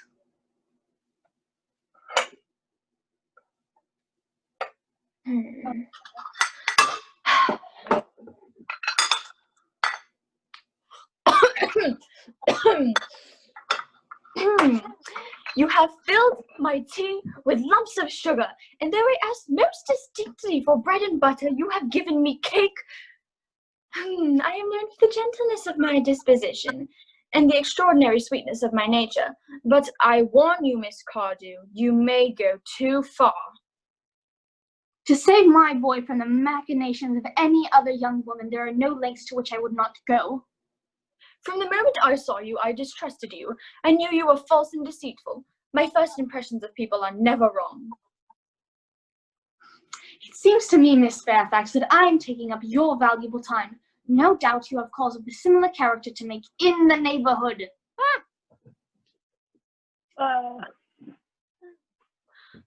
Ernest, my own Ernest. Gwendolyn, darling. A moment. May I ask if you are engaged to this young lady? To dear little Cecily. Of course not. What could put such an idea into your pretty little head? Thank you. You may. I knew there must be some mistake. Miss Fairfax, the young man whose arm right now is round your waist is my uncle, is not Mr. Earnest Worthing, it is Mr. Jack Worthing. I beg your pardon? This is Uncle Jack. Jack? Oh, no. Here is Ernest. Oh, my own love. A moment, please. Are you engaged to this young lady? What young lady? Good heavens, Gwendolyn! Yes, to good heavens, Gwendolyn. I mean Gwendolyn. No, of course not. Who could have put that silly idea in your pretty little head? Thank you. You may. I felt there was some slight error, Miss Cardew. The gentleman who is now embracing you is my cousin, Mr. Algernon Moncrief. Algernon Moncrief. Oh. Is your name really Algernon? I cannot deny it. Is your name really John? I could deny it if I liked. I could deny anything if I liked.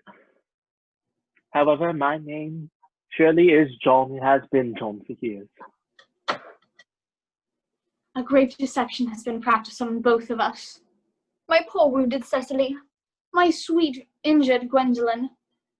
You will call me sister, will you not? Of course. There is just one thing I would like to ask my guardian. An admirable idea. Mr. Worthing, there is just one question I would like to be permitted to put to you. Where is your brother Ernest? We are both engaged to your brother Ernest, so it is a matter of some importance to us to know where your brother Ernest is at present. Gwendolen, Cecily, it is very painful for me to be forced to speak the truth. It is the first time in my life I have ever been reduced to such a painful position, and I am really quite inexperienced in doing anything of the kind. However, I will tell you quite frankly that I have no brother Ernest. I have no brother at all. I never had a brother, not even of any kind, and I certainly don't intend on having one in the future. Muffins. No brother at all? None. Have you never had a brother of any kind? Never. Not even of any kind. I'm afraid it is quite clear, Cecily, that neither of us is engaged to anyone. It is not a very good position for a young girl to find herself in, is it? Let us go into the house. They will hardly venture after us there. No, men are too cowardly.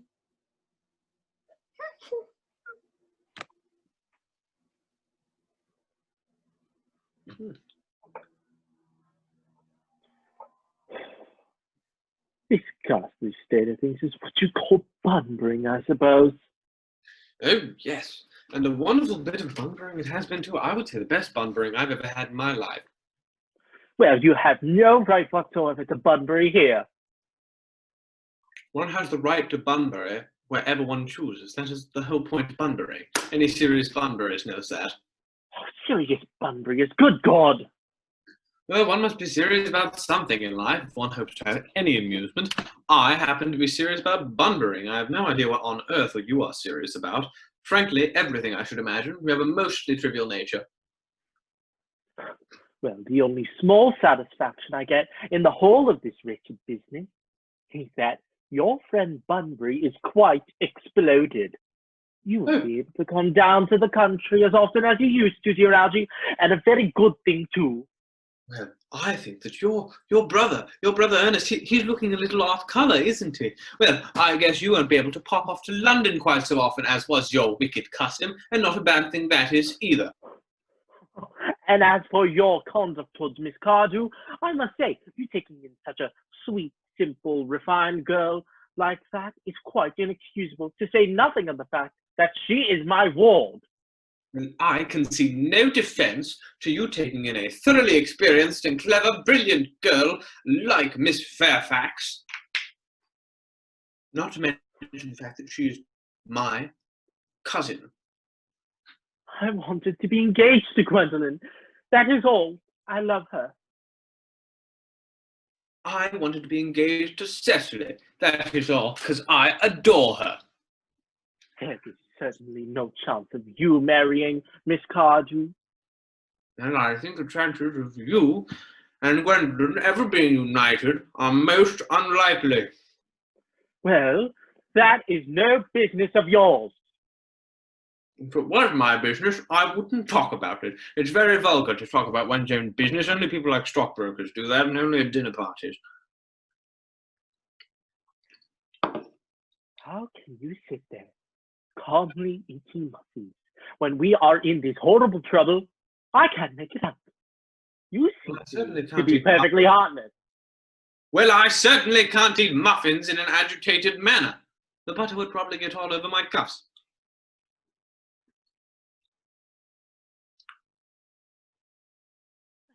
Say, it is perfectly heartless you're eating muffins at all under the circumstances. When I am in great trouble, I eat. In fact, when I am in very great trouble, as anybody who knows me intimately should know, I refuse everything besides food and drink. And besides, I am particularly fond of muffins. Well, there is no reason why you should be eating them all in that greedy way. I would much prefer you had the tea cake. I don't like tea cake. Good heavens! I suppose a man may eat his own muffins in his own garden. You just said it was perfectly heartless to eat muffins. I said it was perfectly heartless of you under the circumstances. Well, That yes, is a but very different thing. the muffins are the same. The muffins are the same, huh? What was that, Algie? The muffins are the same. We're arguing over the same thing. All right. The muffins. Algie? Put them out for your Algie? gift. Algie? Oh, are we gonna talk about this? Oh, yes, we are. Why don't you have another muffin, Algie? Huh? Why don't you have more muffins, huh? Another muffin. You can't take all the muffins. Okay.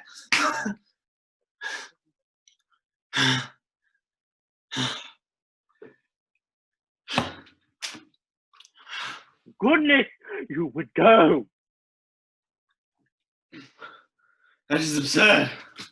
I will not go without having dinner first. It is absurd to go without having dinner. Only people like vegetarians do that. Oh, besides, I have an appointment to be christened under the name Earnest at 4:45. My dear fellow, the sooner you give up that nonsense, the better. I have made arrangements this morning to be christened by Dr. Charlesville at 5:30, and I will naturally take the name of Earnest. I mean, Gwendolyn would wish it. We can't be both Christians. It's absurd. Besides, I would try to be Christian if I like. There is no evidence at all that I have ever been Christian. And I should think it extremely probable that I never was. That is Dr. Charlesville. I mean, it's entirely different in your case. You have been christened already. Well, yes, but I haven't been christened in years. Yes, but you have been christened. That is the important thing.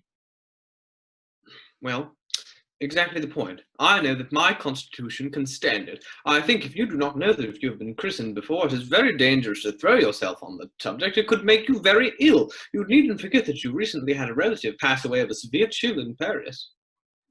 Yes, but you said a severe chill wasn't hereditary. Oh, yes, it wasn't. But science is making all kinds of leaps and bounds nowadays. Oh, that is nonsense. You are always talking nonsense. Jack, you are at the muffins again. I wish you wouldn't. There's only one left. But I hate tea cake. Well, then why would you allow it to be served in your own house? What idea of hospitality you have? Algernon, I have already told you to go. I don't want you here. Why don't you go?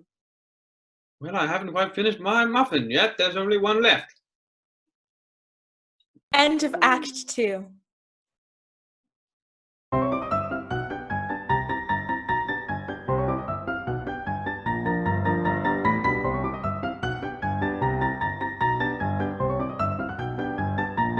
Act 3 begins in the library at the Manor House. Gwendolyn and Cecily are out the window looking out into the garden.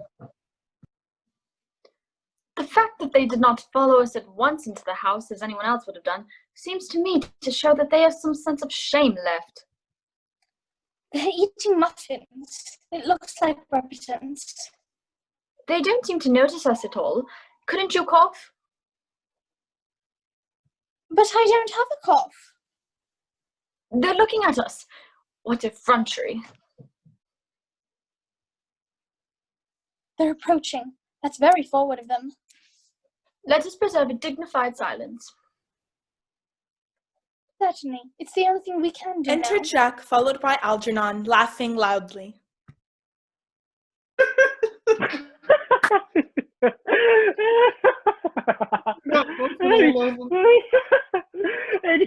You got a blueberry in your ear, dear fellow. This dignified silence seems to produce an unpleasant effect. A most distasteful one. But we will not be the first to speak. Certainly not.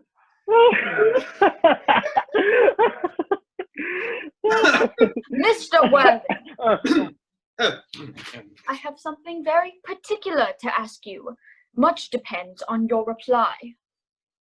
Gwendolyn, your common sense is invaluable. Mr. Moncrief, kindly answer me the following question. Why did you pretend to be my guardian's brother?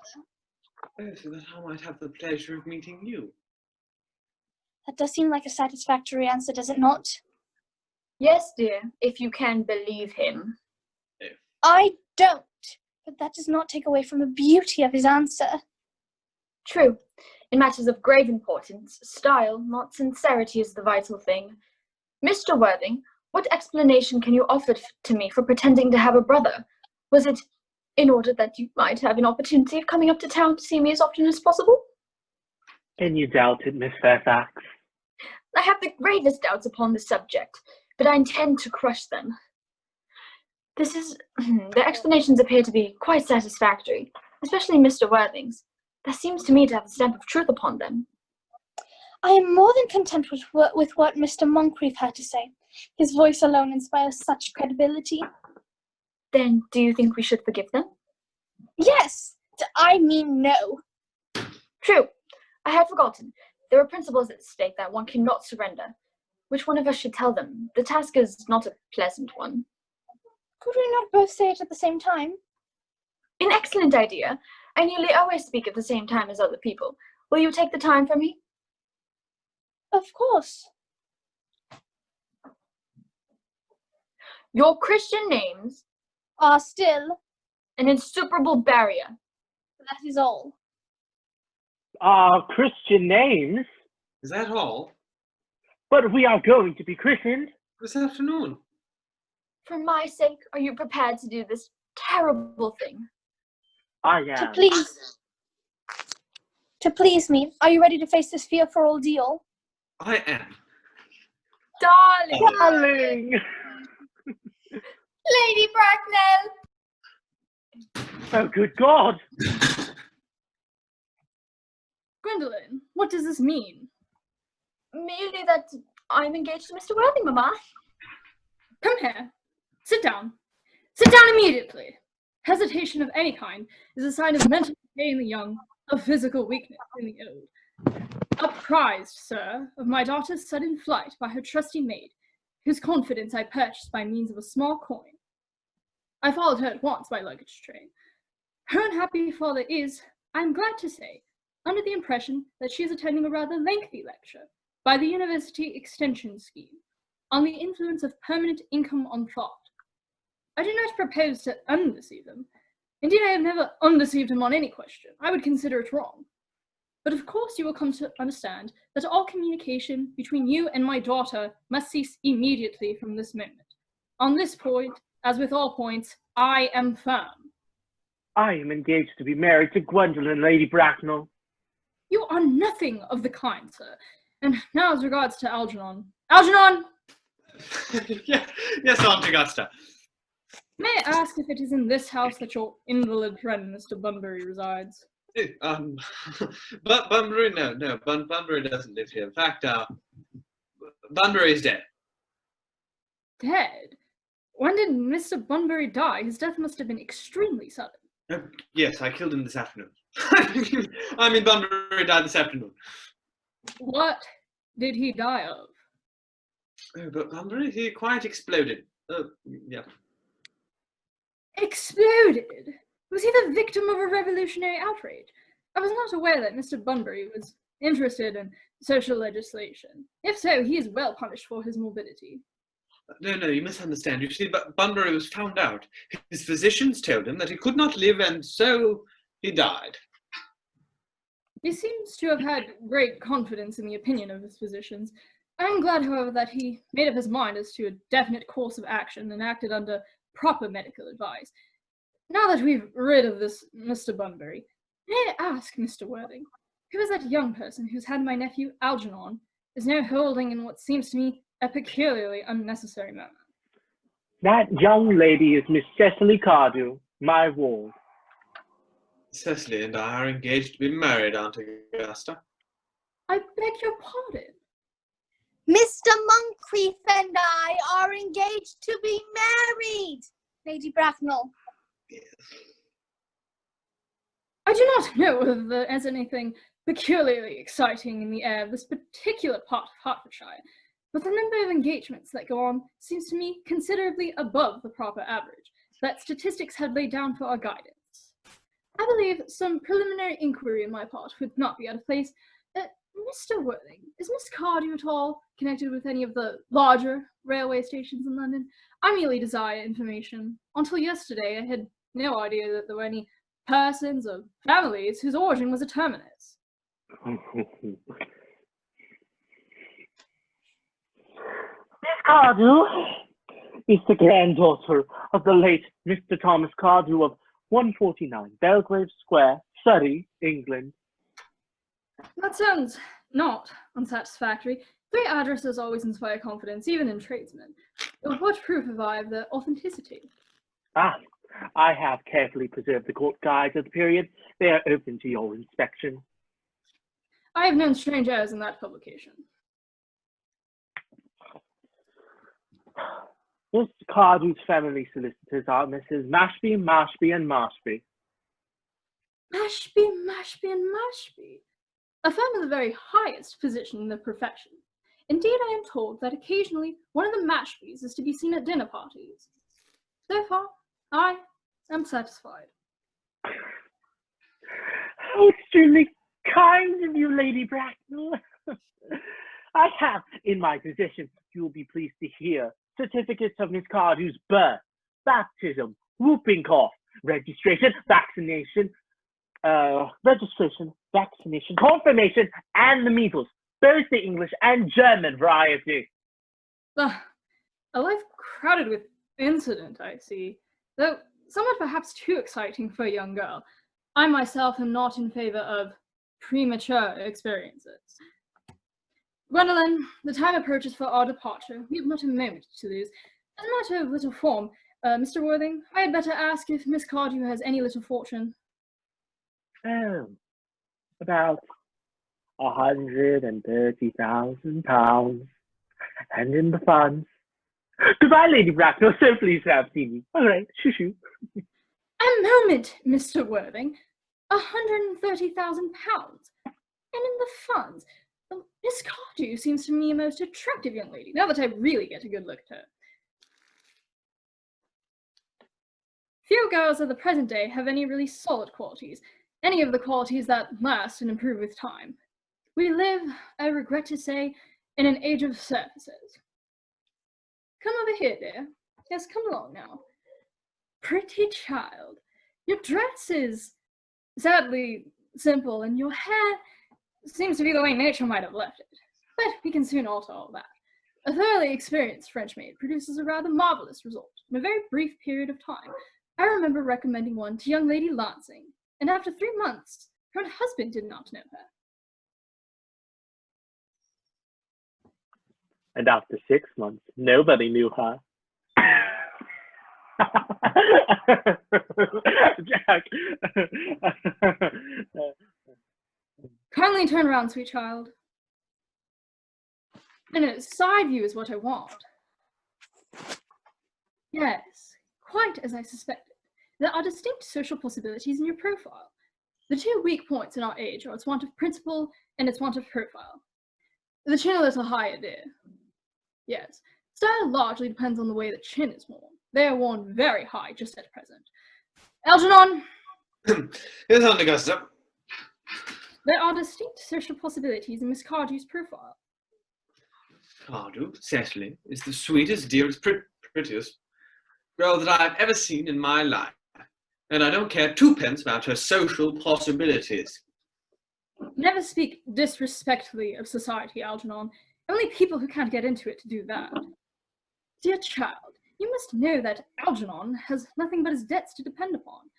But I do not approve of mercenary marriages. When I married Lord Bracknell, I had no fortune of any kind.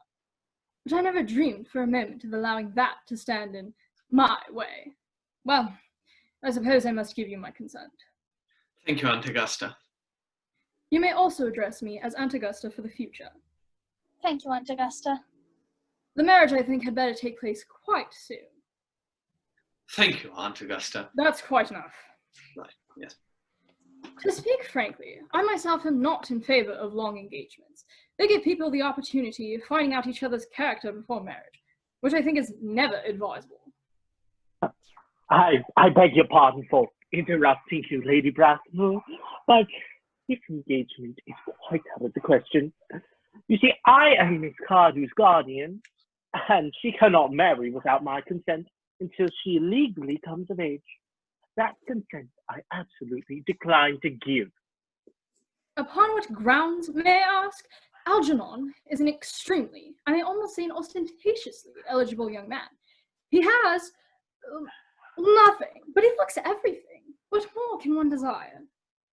It pains me very much to have to speak quite frankly to you, Lady Bracknell, about your nephew, but the fact is that I don't approve of his moral character. I suspect him of being untruthful. Untruthful? My nephew Algernon? Impossible. He is an Oxonian. Well, I fear there is no possible doubt about the matter. This afternoon, during my temporary absence in London, on an important question of romance, he obtained admission to my house by the means of the false pretense of being my brother. Under an assumed name, he drank, I have just been informed by my butler, an entire pint bottle of my Pierre Jules Brut 89, a wine I was specifically reserving for myself. Continuing his disgraceful deception, he succeeded in the course of the afternoon in alienating the affections of my only ward. He subsequently stayed for tea and devoured every single muffin. And what makes his conduct all the more heartless is that he was perfectly well aware from the first that I have no brother, that I never had a brother, and that I have not the smallest intention of having one in the future. I distinctly told him so yesterday afternoon. Mr. Worthing, after careful consideration, I've decided entirely to overlook my nephew's conduct to you. Oh, that is very generous of you, Lady Bracknell. My own decision, however, is unalterable. I decline to give my consent. Come over here, sweet child. How old are you, dear? Well, I'm only 18, but I always admit to 20 at dinner parties. You are perfectly right in making some slight alteration. Indeed, a woman should never be quite accurate about her age. It looks so calculating. 18, but admitting to 20 at evening parties. Well, it will not be very long till you are of age and free from the restraints of tutelage. So I don't think your guardian's consent is, after all, a matter of any importance. Hey, excuse me, Lady Bracknell, for interrupting you again, but it is only fair to tell you that, according to the terms of her grandfather's will, Miss Cardew does not come legally of age until she is 35. That does not seem to me to be a grave objection. 35 is a very attractive age. See, London society is full of women of the very highest birth who have, of their own free choice, remained 35 for years. Lady Dumbleton is an instance in point. To my own knowledge, she has remained 35 ever since she arrived at the age of 40, which was many years ago now. I see no reason why our dear Cecily should not be still more attractive at the age you mention than she is at present. There will be, a large accumulation of property. Algie, could you wait for me till I was 35? You know I could, Cecily. Of course I could. Yes, I felt it instinctively, but I could not wait all that time. I hate waiting even 5 minutes for anyone. I'm not punctual myself, but I hate people not being punctual. And waiting, even for marriage, is quite out of the question. Well, then what is to be done, Cecily? I don't know, Mr. Moncrief. My dear Mr. Worthing, as Miss Cardew states positively that she cannot wait till she is 35, a remark which I'm bound to tell you seems somewhat of an impatient nature, I must beg you to reconsider your decision. But my dear Lady Bracknell, the matter is entirely in your hands. The moment you consent to my marriage with Gwendolen, I will most gladly allow your nephew to form an alliance with my ward. You must be quite aware that what you propose is out of the question. Then a passionate celibacy is all that any of us can look forward to. No! That is not the destiny I propose for Gwendolen. Algernon, of course, can choose for himself. Come, dear. We have already missed 5, if not 6 trains. To miss any more might expose us to comment on the platform. Everything is quite ready for the christenings. The christening, sir? Is not that somewhat premature? Both these gentlemen have expressed a desire for immediate baptism. At their age? The idea is grotesque and irreligious. Algernon, I forbid you to be baptized. I will not hear of such excesses. Lord Bracknell would be highly displeased if he learned that this was the way in which you wasted your time and money. Am I to understand that there are to be no christenings at all this afternoon? I don't think that, as things are now, it would be much practical value to either of us, Dr. Chasuble. I'm grieved to hear such sentiments from you, Mr. Worthing. Alas, I will return to church at once. Indeed, I have just been informed by the pew opener that for the last hour and a half, Miss Prism has been waiting for me in the vestry. Miss Prism? Did I hear you mention a Miss Prism? Yes, Lady Bracknell. I am on my way to join her. Pray, allow me to detain you for a moment. This matter may prove of vital importance to Lord Bracknell and myself. Is this Miss Prism, a female of repellent aspect, remotely connected with education? She is the most cultivated of ladies, and the very picture of respectability.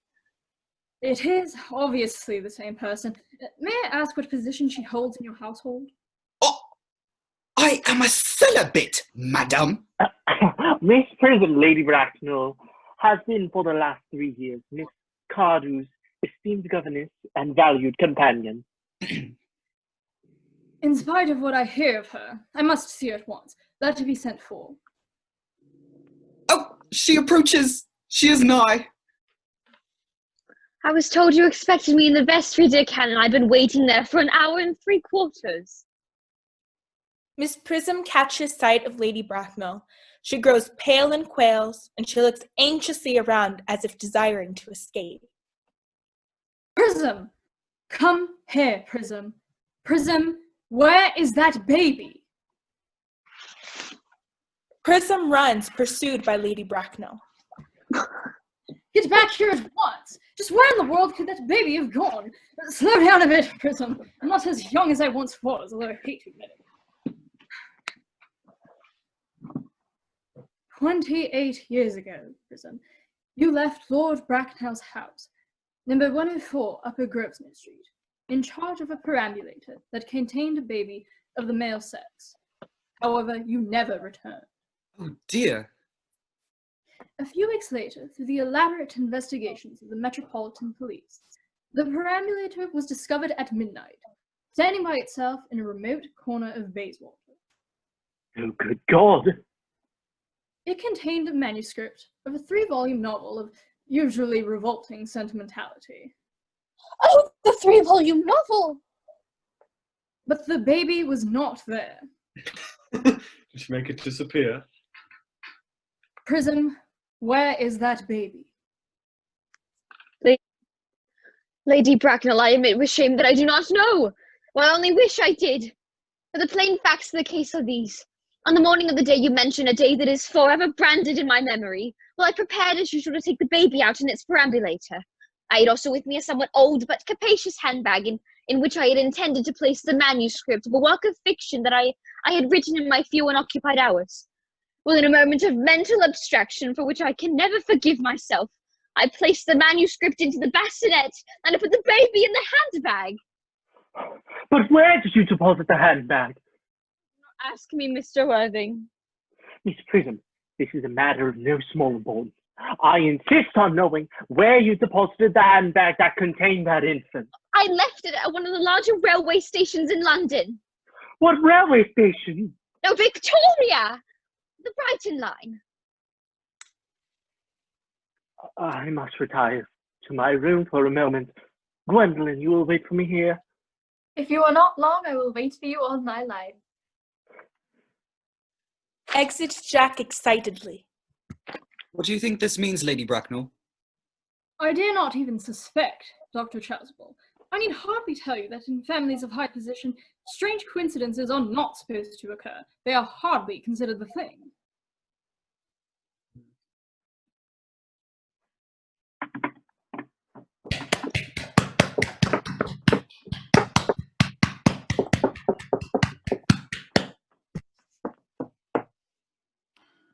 Uncle Jack seems strangely agitated. Your guardian has a very emotional nature.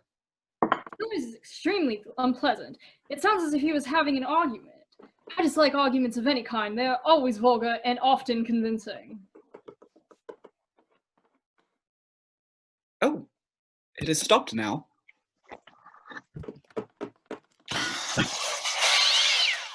I wish he would arrive at some conclusion. The suspense is terrible. I hope it will last. Enter Jack with a handbag. Is this the handbag, Miss Prism? Examine it carefully. The happiness of more than one life depends on it. Oh, well, yes, it seems to be mine. Oh, here is the injury it received through the upsetting of a Gower Street omnibus in younger and happier days. Oh, and here on the lining is a stain from the explosion of a temperance beverage, an incident that occurred at Leamington. Oh, and here on the lock are my initials. I had completely forgotten that in an extremely extravagant mood I had them placed there. Well, the bag is undoubtedly mine. I'm quite delighted to have it returned to me. It has been a great inconvenience being without it all these years. Miss Prism, more is restored to you than that handbag. I was the baby you placed in it. You? Yes. Mother! Oh, Mr. Worthing, I am unmarried. Unmarried? I do not deny that is a serious blow. But after all, who has the right to cast a stone against one who has suffered? Cannot repentance wipe out an act of folly? Why should there be one law for men and another for women? Oh, Mother, I forgive you. Oh, Mr. Worthing, there is some error. There is a lady who can tell you who you really are.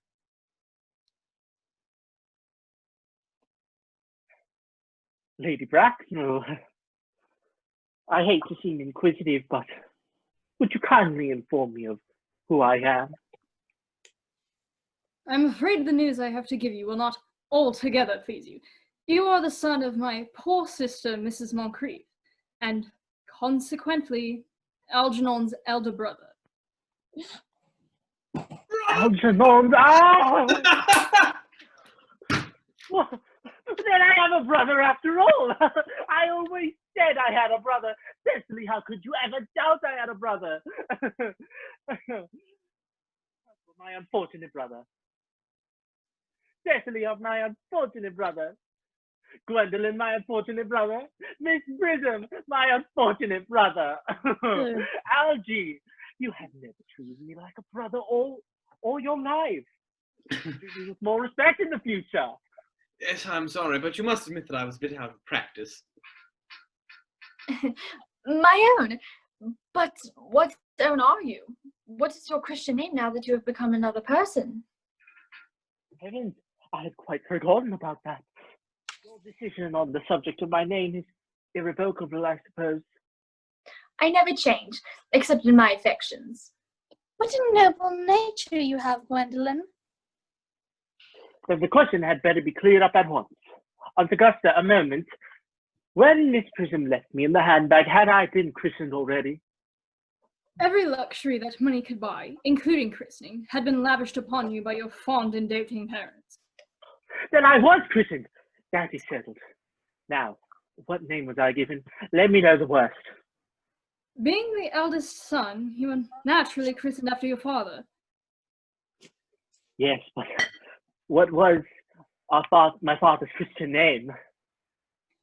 I cannot at the present moment recall what the general's Christian name was, but I have no doubt he had one. He was quite eccentric, I admit, especially in later years, but that was the result of the climate and marriage and indigestion and other things of that kind.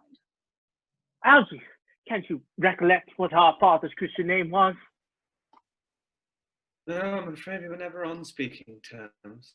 He died before I was a year old. But his name would appear in the army list of the period, I suppose, Aunt Augusta. The general was essentially a man of peace. Oh, well, except in his domestic life. But I have no doubt his name would appear in any military directory, yes. The army list of the last 40 years are here. Oh, these delightful records should have been in my constant study. Oh. N. Generals. Malum, Maxwell, Smagley. They have Mashby, Migsby, Mobbs, Moncrief. Oh. Lieutenant 1840, Captain, Lieutenant Colonel, Colonel General 1869. Christian names. Ernest, John. I have always told you, Gwendolyn, that my name is Ernest. Well, it is Ernest. It is naturally Ernest.